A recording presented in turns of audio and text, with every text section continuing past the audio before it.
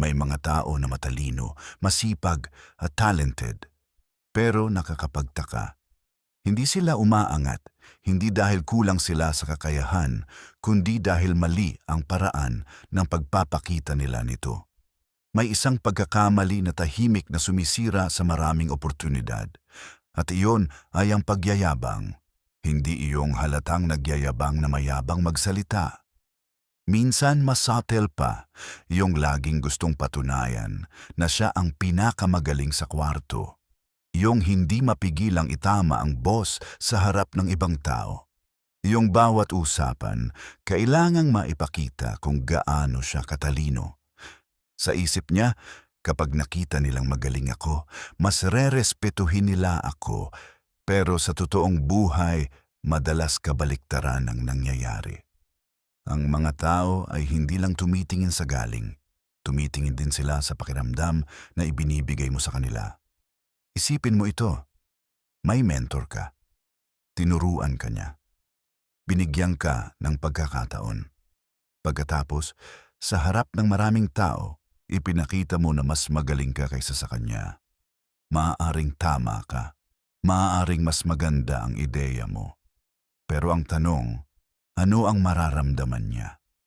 Kadalasan, masasaktan ang kanyang ego, at kapag nasaktan ang ego ng taong may kapangyarihan, nawawala ang suporta na dati niyang ibinibigay sa iyo.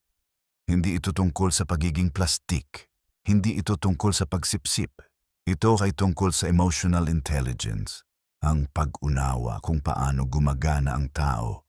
Kahit gaano pa kataas ang posisyon ng isang tao, may pride pa rin siya. May ego pa rin siya. May pangangailangan pa rin siyang maramdamang mahalaga siya. At kapag ginawa mong maliit ang isang tao para lang magmukha kang malaki, kadalasan ikaw ang nawawalan. Maraming empleyado ang hindi na-promote dahil dito. Maraming estudyante ang nawalan ng mentor dahil dito. Maraming negosyo ang nasira dahil dito. Hindi dahil kulang sila sa talento, kundi dahil hindi nila alam kung paano gamitin ang talento nila ng may karunungan. Tandaan mo ito, hindi lahat ng laban ay kailangang panalunan. Hindi lahat ng alam mo ay kailangang ipakita, at hindi lahat ng pagkakataon ay tamang panahon para magpasikat. Minsan ang pinakamatalinong tao sa kwarto ay hindi iyong pinakamalakas magsalita, kundi iyong marunong pumili kung kailan magsasalita. Ang tunay na kapangyarihan ay hindi tungkol sa pagpapatunay.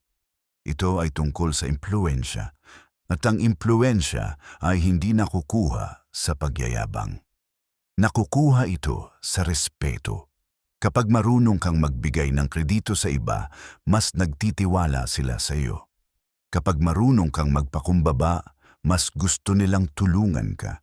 Kapag marunong kang maghintay ng tamang pagkakataon, mas malayo ang mararating mo.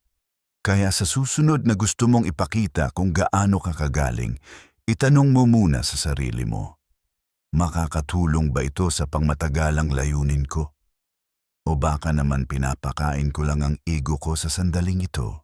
Dahil maraming oportunidad ang hindi nawawala dahil sa kakulangan ng talento. Nawawala sila dahil sa kakulangan ng karunungan. At kung gusto mo ng mas maraming content tungkol sa self-improvement, discipline at practical wisdom, huwag kalimutang mag-like, mag-subscribe at i-follow ang page para sa susunod nating aral.